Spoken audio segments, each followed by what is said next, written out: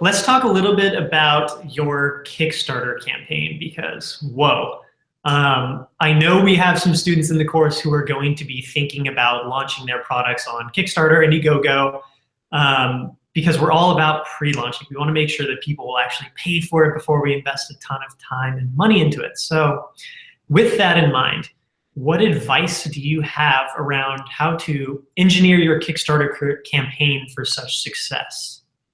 Yeah, I think Kickstarter is a lot of work. I think that's like the long and short of it.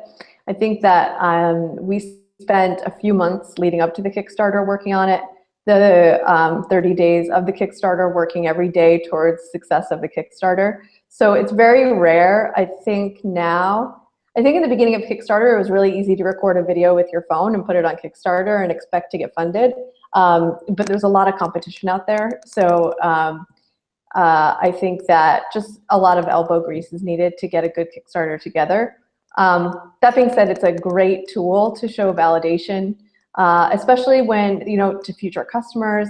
And you also get a great audience of some really dedicated customers who are also super forgiving and, like they understand when things are going difficult. When things are difficult, they understand when they like cheer for you so hard when things are going great. So it's a great group of people.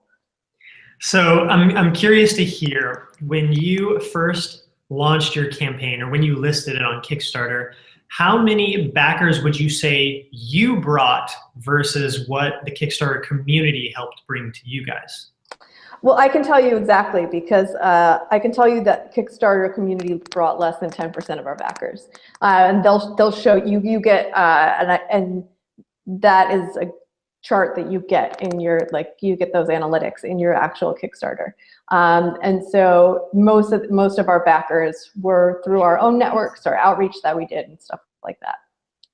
What type of outreach did you do for your Kickstarter campaign? Because I saw that you had a video testimonial from Bill Nye listed on the page, which is amazing. Yeah. How did you bring things like that together?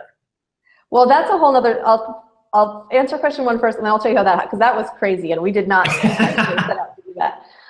So what we did is, we broke it down. Day one, we reached out to friends and family so we could get I was like, our goal is $30,000 every day. I need to get $1,000. So what can I do each day to get $1,000? It turns out we reached our goal on day one, and I was like, well, that's really, then I'm done. Just kidding. But day one, we reached out to friends and family. The idea being that we wanted to get some, some capital in there, and before reaching out to what we called VIPs and things like that. And my friends and family aren't people that are ponying up, $10,000 or anything. These are all $100 max, type things, and just sending sincere emails, just being like, hey, we're doing this Kickstarter campaign. I've been working on this for a long time. We could really use your support. Here's a link. Please share with your friends and family as well. And so that was day one. And then day two, we reached out to people that we called VIPs, where they're, the group of people we really look up to. They might be our mentors. They might be people we've met at a networking event, and just sending them, again, personalized emails saying, hey, loved meeting you at blah, blah, blah. Please check out, remember I mentioned that thing? Well, here's the Kickstarter, would love your support. And then day three, we reached out to reporters. We'd reached out to press a few weeks beforehand as well. But now that the ball was rolling, we reached out to press again, just being like, hey, look at these cool people that supported our Kickstarter. You should write about it, kind of thing. Right. And then all of week one, we had each day dedicated to a different thing.